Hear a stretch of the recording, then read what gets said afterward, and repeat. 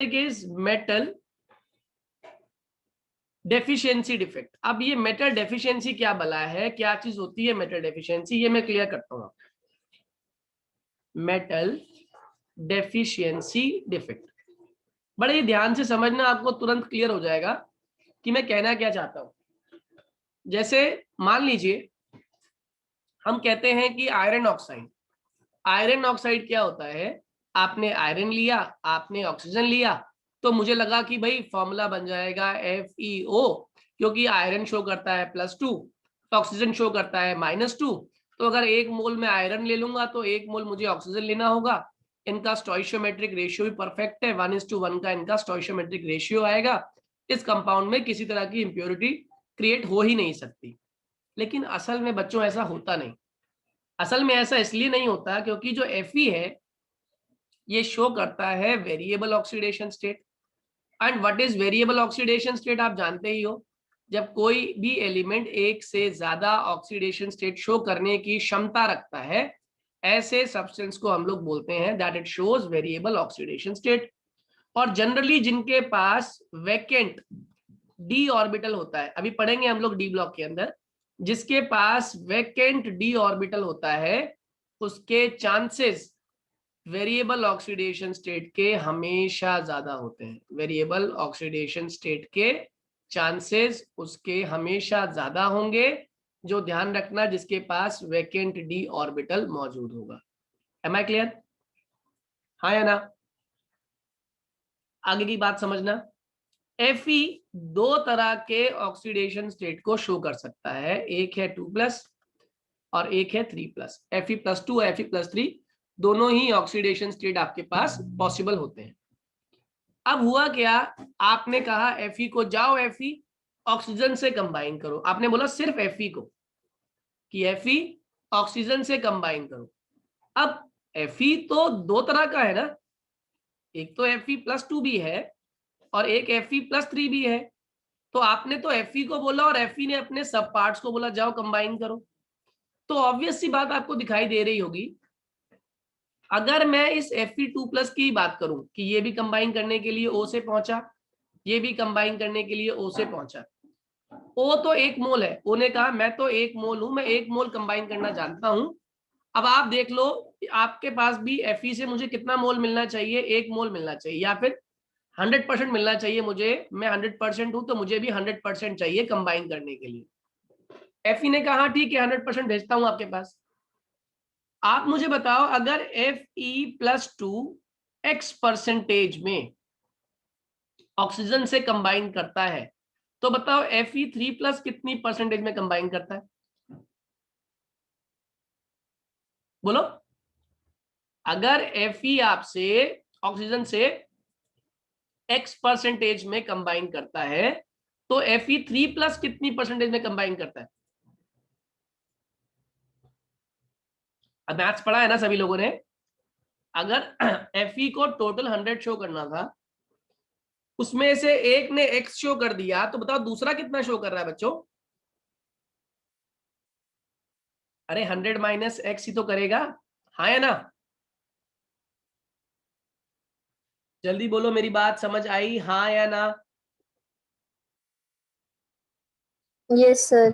आ गई। अब मेरे क्वेश्चन का जवाब देना।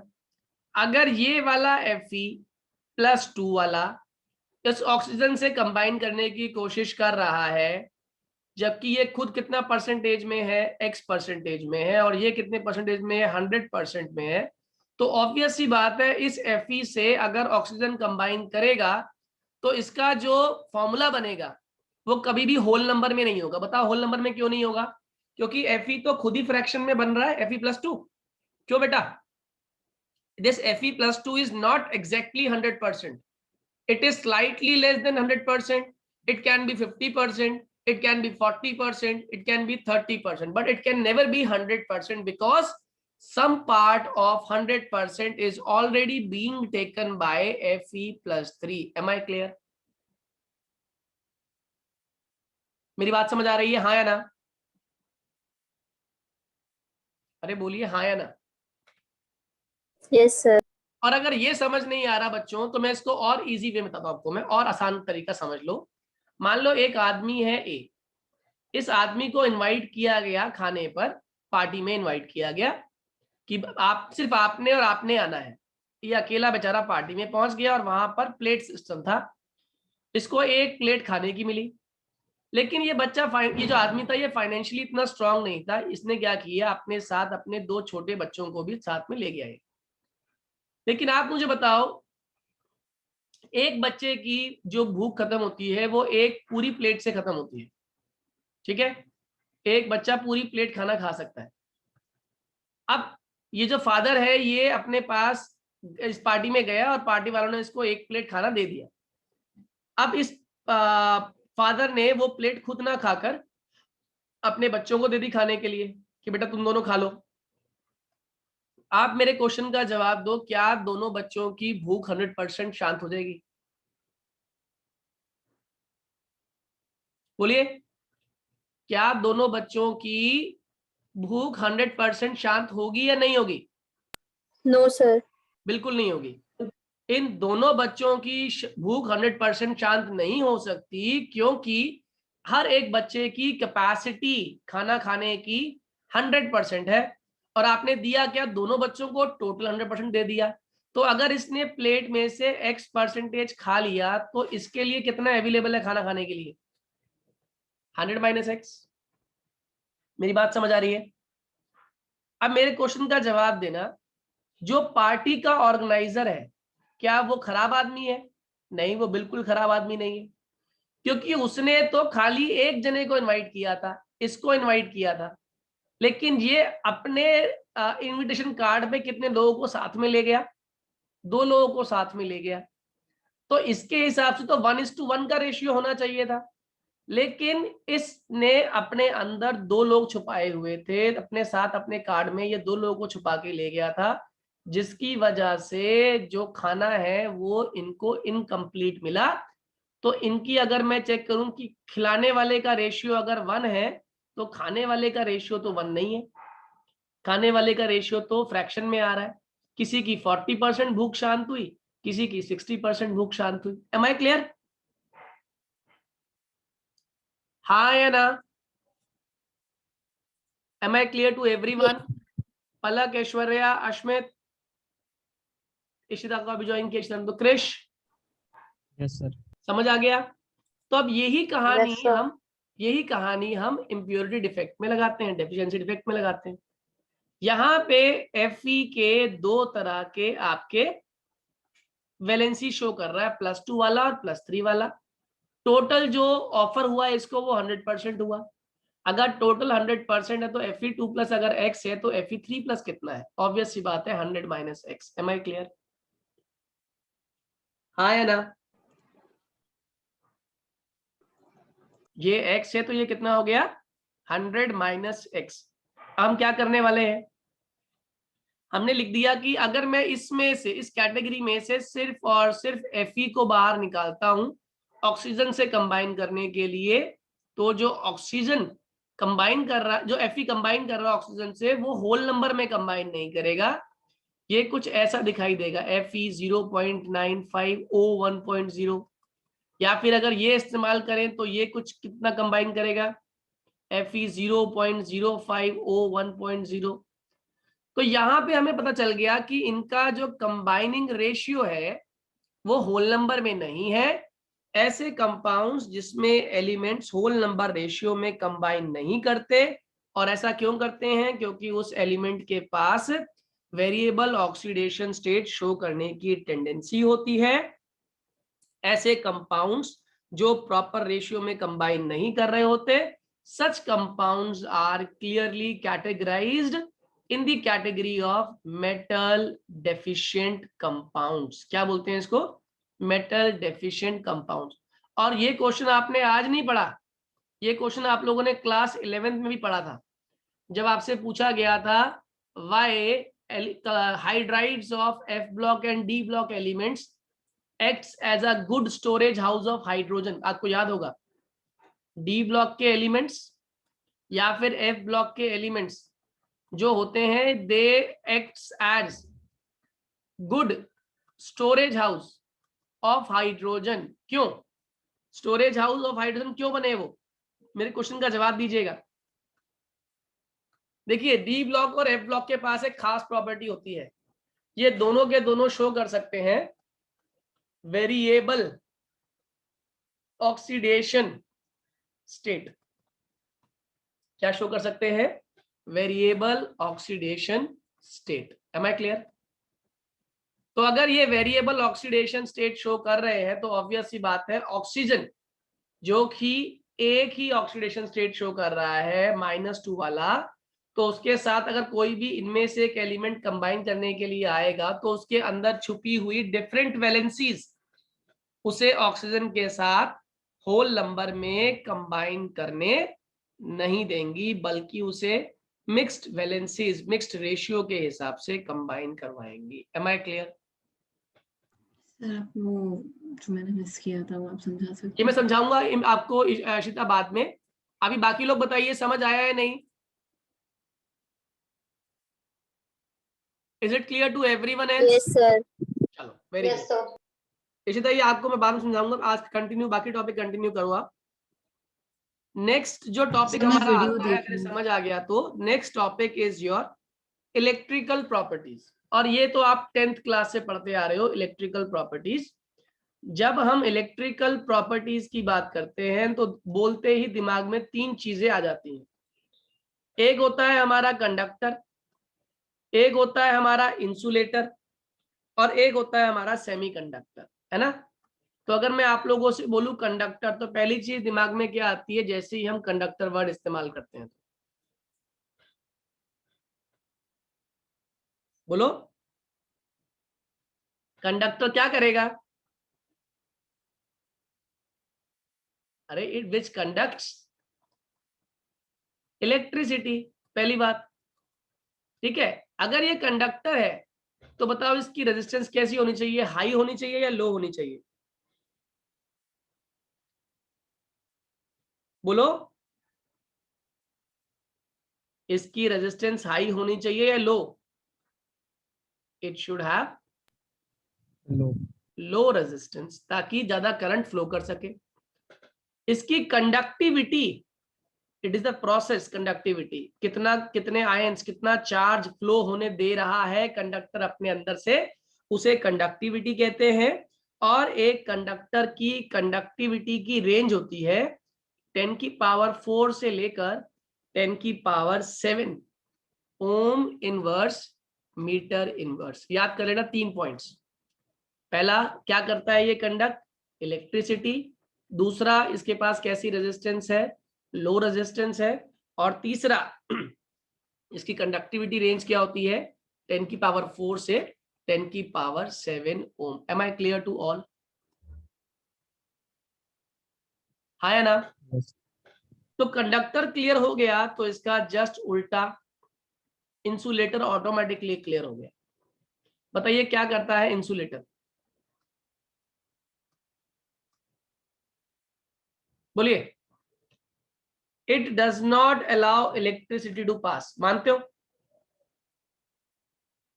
It does not allow electricity to pass, पहला।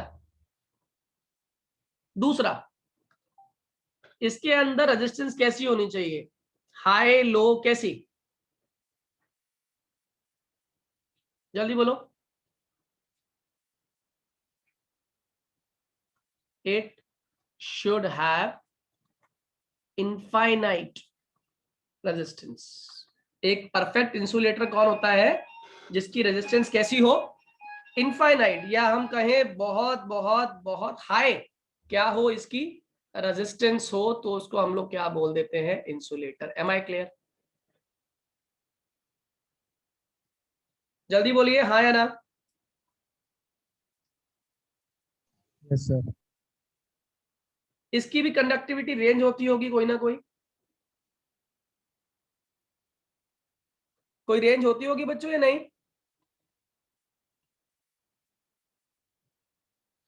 इसकी रेंज है 10⁵ कंडक्टिविटी की रेंज।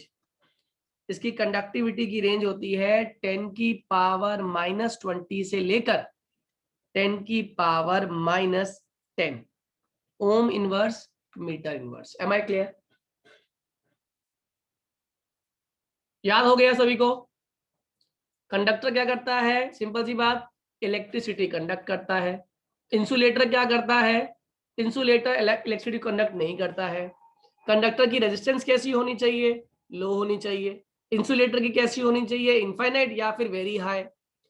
कंडक्टर की कंडक्टिविटी की रेंज क्या होती है? 10⁻4 से लेकर 10⁻7 ओम इनवर्स मीटर इनवर्स। और इंसुलेटर की क्या होती है? 10⁻⁻20 से लेकर 10⁻⁻10 ओम इनवर्स मीटर इनवर्स। अब आते हैं इसके अंदर थर्ड कैटेगरी में। जो थर्ड कैटेगरी है वो भी आप लोगों ने सुना होगा, इसको हम लोग बोलते हैं सेमीकंडक्टर। क्या बोलते हैं इसको? सेमीकंडक्टर। अब मतलब की बात समझ लेना। पहली बात तो सेमीकंडक्टर्स वो सब्सटेंस होते हैं, वो substance which at room temperature, जो किस पे?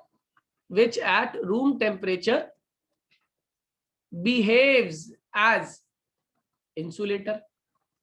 जो रूम टेम्परेचर पर तो इंसुलेटर की तरह बिहेव कर रहे हैं, but on changing the condition of temperature start conducting electricity। मेरी बात समझ आ गई? जैसे ही आपने कंडीशन चेंज कर दी, इसने अपने अंदर से इलेक्ट्रिसिटी कंडक्ट करनी स्टार्ट कर दी। Am I clear to you? मेरी बात समझ आ गई? ठीक है, यानी कि ये नॉर्मल टेम्परेचर पर इंसुलेटर है, टेम्परेचर बढ़ाते ही ये क्या बन जाता है? कंडक्टर बनता है। और इसकी कंडक्टिविटी की जो रेंज होती है, कंडक्टिविटी इसकी जो रेंज लाई कर रही है वो लाई करती है 10⁻⁻6 से लेकर 10⁻4 ohm inverse metre inverse. Am I clear? हाँ या ना? सर इसकी कोई रेजिस्टेंस कंडीशन नहीं होती। रेजिस्टेंस बेटा बिहेव कर शो कर रहा है। ये रेजिस्टेंस कब तक शो कर रहा है? जब तक टेम्परेचर कैसा है? नॉर्मल, है ना? तो इसका मतलब इसकी रेजिस्टेंस बहुत हाई नहीं है और बहुत लो भी नहीं है, मॉडरेट रेजिस्टेंस शो करता है। एम आई क्लियर बेटा? Yes sir. अब एक क्वेश्चन आता है आप लोगों का, ये 2 मार्क का क्वेश्चन था अगर बोर्ड में आए तो। अब इससे आसान क्वेश्चन जो आप लोगों ने सुना हुआ, ये भी आप 8th 9th से पढ़ते आ रहे हो।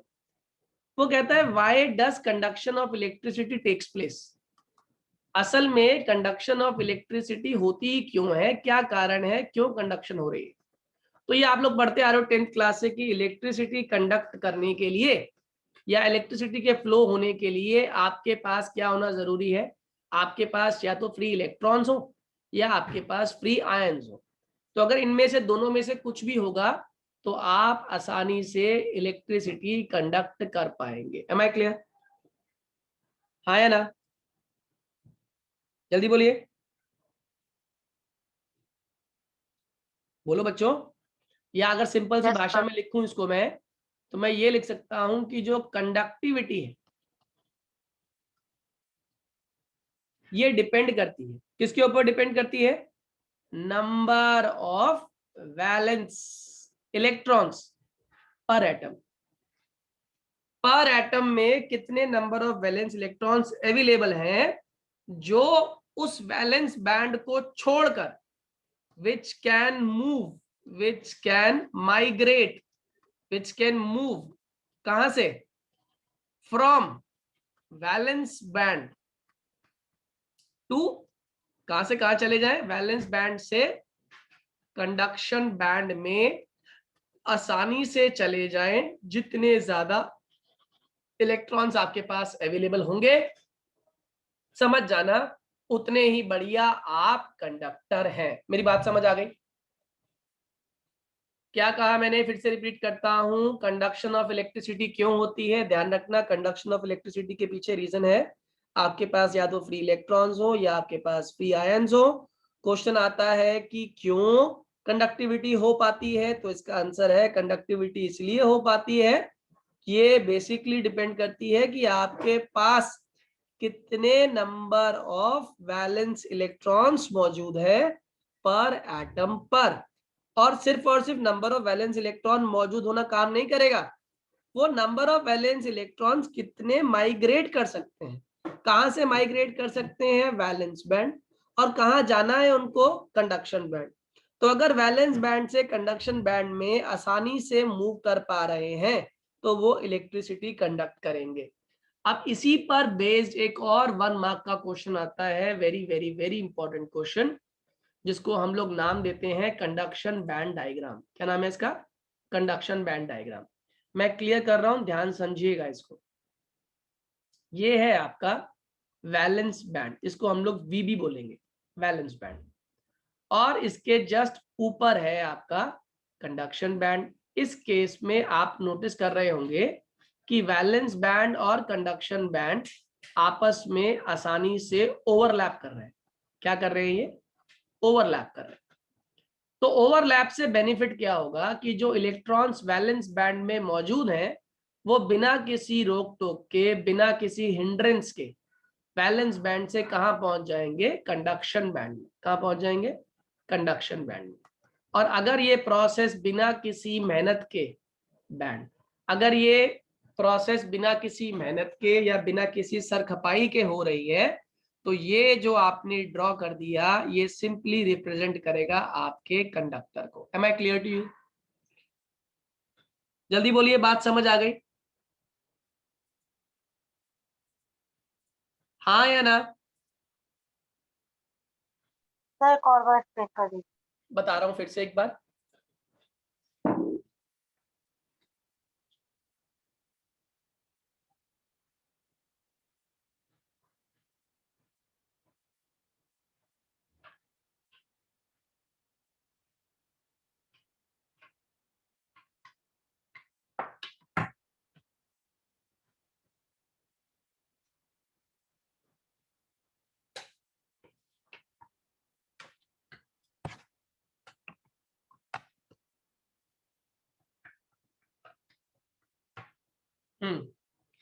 मैं फिर से रिपीट करता हूं।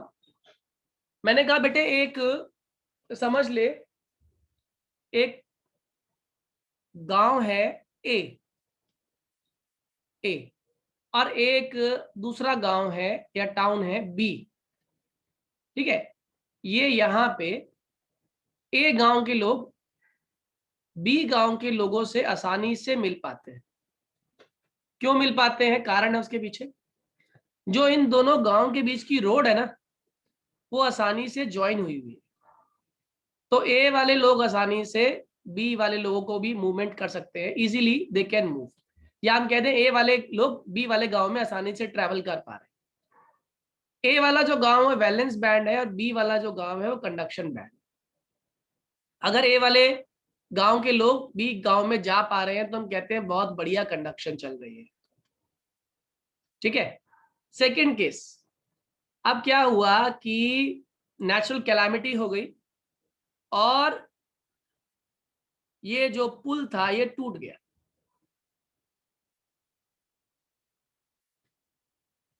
और यहां से आपका पानी फ्लो कर रहा है, बहुत फ्लो कर रहा है। अब ये जो गांव के लोग थे, ये अब चाहकर भी जंप भी लगाए, अगर ये जंप भी लगाएगा तो बेचारा कहां गिर जाएगा, पानी में गिर जाएगा, लेकिन ये कहां नहीं पहुंच पाएगा, बी तक नहीं पहुंच पाएगा। ये ए जो मैं आदमी की बात कर रहा हूं ना, बेसिकली ये आदमी कौन है आपके, ये आदमी यहाँ पे इलेक्ट्रॉन्स। ये इलेक्ट्रॉन्स अब चाहकर भी वैलेंस बॉन्ड से कहा नहीं पहुंच पा रहे, कंडक्शन बैंड में नहीं पहुंच पा रहे, वैलेंस बैंड से कंडक्शन बैंड में ये नहीं पहुंच पा रहे। चाहे भाग के आए, चाहे आपका ये उसेन बोल्ट ही क्यों ना इतनी तेजी से भाग के आ रहा है, फिर भी ये जंप नहीं कर पा रहा। इसका मतलब अब इनके बीच में गैप बहुत ज्यादा है। ठीक है, और इस गैप को हम नाम देते हैं फॉरबिडन एनर्जी गैप। कौन सा गैप, फॉरबिडन एनर्जी गैप। तो अगर आपके कंडक्शन बैंड और वैलेंस बैंड में फॉरबिडन एनर्जी गैप हो ही ना, बल्कि क्या हो, ओवरलैपिंग हो। किसकी ओवरलैपिंग हो रही है? वैलेंस बैंड और कंडक्शन बैंड की ओवरलैपिंग हो रही है। तो फ्लो ऑफ इलेक्ट्रॉन एक बैंड से दूसरे बैंड में बहुत आसानी से हो जाएगा, और उस केस में हम उसे कंडक्टर कहेंगे। एम आई क्लियर बेटे? मेरी बात समझ आ गई? जल्दी बोलो। Yes sir. और अगर कंडक्शन बैंड और वैलेंस बैंड के बीच में बहुत बड़ा गैप आ गया, फॉरबिडन एनर्जी गैप आ गया, जिसे आप टेम्परेचर बढ़ाने पर भी, एनर्जी बढ़ाने के बाद भी आप उसे कंप्लीट नहीं कर पा रहे, तो उसे हम लोग क्या बोलेंगे? इंसुलेटर। Am I clear? और तीसरा है आपका सेमीकंडक्टर। इसमें क्या हुआ? इसमें भी बाढ़ आई, लेकिन बाढ़ इतनी ज्यादा नहीं आई कि पुल बहुत दूर हो गए। दूर तो हो गए, कंडक्शन बैंड और वैलेंस बैंड थोड़े से दूर तो हो गए, लेकिन अगर कोई भी व्यक्ति थोड़ा सा एनर्जी से भागकर आए तो वो क्या कर पाएगा? वो आसानी से इस ए गांव से बी गांव में पहुंच पाएगा, जंप कर पाएगा। आप लोग को मेरी बात समझ आ गई होगी।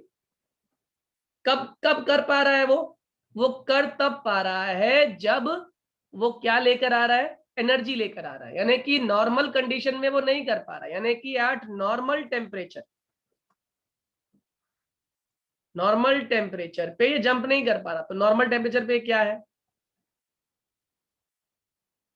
इंसुलेटर है। लेकिन जैसे ही आप टेम्परेचर को बढ़ाएंगे, किसे बढ़ाएंगे? टेम्परेचर को आप बढ़ाएंगे, तो एट हाई टेम्परेचर ये कैसे बिहेव करेगा? It will behave as conductor. Am I clear to you now? Is the conduction band diagram clear to everyone now? Sir अगर Yes, sir. ये क्वेश्चन आता है तो हमें तीनों डायग्राम्स बना के तीनों एक्सप्लेनेशन देनी यस, पड़ेगी ये ना? देखो, ये वाला कौन सा केस है तुम बताना मुझे अब। ये वैलेंस बैंड है, ये कंडक्शन बैंड है, ये बीच में फॉरबिडन एनर्जी गैप है, और ये इतना एनर्जी गैप है कि आपके इलेक्ट्रॉन्स यहां से यहां ट्रैवल ही नहीं कर पा रहे। तो आप मुझे बताओ ये कौन सा, किसको रिप्रेजेंट कर रहा है? Insulator. Very good, this is now insulator. Am I clear to all? और यही चीज, ये वैलेंस बैंड है, ये कंडक्शन बैंड है, ये नॉर्मल टेम्परेचर पे तो नहीं कर पा रहा, लेकिन जैसे ही आपने टेम्परेचर बढ़ाया, इसने इस फॉरबिडन एनर्जी गैप को पार कर लिया। बताओ ये कौन है? This is semiconductor. Am I clear? हाँ या ना? Conduction band diagram is clear to everyone? अरे बोलो भाई, जल्दी से। अगर ये समझ आ गया तो